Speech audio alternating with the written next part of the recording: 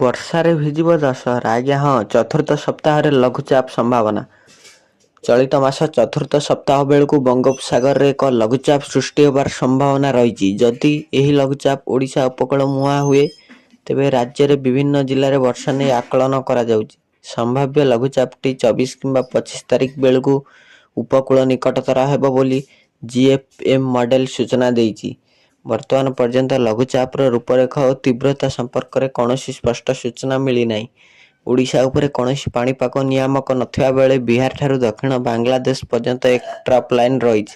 ପ୍ରଭାବରେ ଆସନ୍ତା 18 ବେଳକୁ ବାଲେଶ୍ୱର, ମୟୂରଭଞ୍ଜ, କେନ୍ଦୁଝର, ସୁନ୍ଦରଗଡ଼, ଗଞ୍ଜାମ ଏବଂ ଗଜପତି ଜିଲ୍ଲାରେ କିଛି ଅଞ୍ଚଳରେ ହାଲୁକାରୁ ମଧ୍ୟମ ଧରଣର ବର୍ଷା ହେବାର ସମ୍ଭାବନା ରହିଛି। 19ରେ ଉତ୍ତର ଓଡ଼ିଶା ସମେତ ଯାଜପୁର, କେନ୍ଦ୍ରାପଡ଼ା, କଟକ, ଜଗତସିଂହପୁର, ପୁରୀ, ଖୋର୍ଦ୍ଧା ଏବଂ ନୟାଗଡ଼ର କିଛି ଅଞ୍ଚଳରେ ବର୍ଷା ହେବ। ସେପଟେ ଶରତ ଆରମ୍ଭ ହୋଇଥିଲେ ରାଜ୍ୟରେ ଗରମ ଗୁଳୁଗୁଳି ଜାରି ରହିଛି। ଚଳିତ ବର୍ଷ ବିଳମ୍ବରେ ଶୀତ ଆସିବା ଏଲ୍-ନିନୋ ପ୍ରଭାବ ଯୋଗୁଁ ଶୀତ ମଧ୍ୟ କମ୍ ରହିବ। ଶୀତ ବିଳମ୍ବରେ ଆସି ଶୀଘ୍ର ପଳାଇବ ବୋଲି ଆକଳନ କରାଯାଇଛି। ଆପଣ ଯଦି ଏପରି ଲାଟେଷ୍ଟ ନ୍ୟୁଜ୍ ଶୁଣିବାକୁ ଚାହୁଁଛନ୍ତି ଓଡ଼ିଶା ରିପୋର୍ଟର ହୋମ୍ ଚ୍ୟାନେଲକୁ ସବସ୍କ୍ରାଇବ୍ କରିବାକୁ ଭୁଲନ୍ତୁ ନାହିଁ।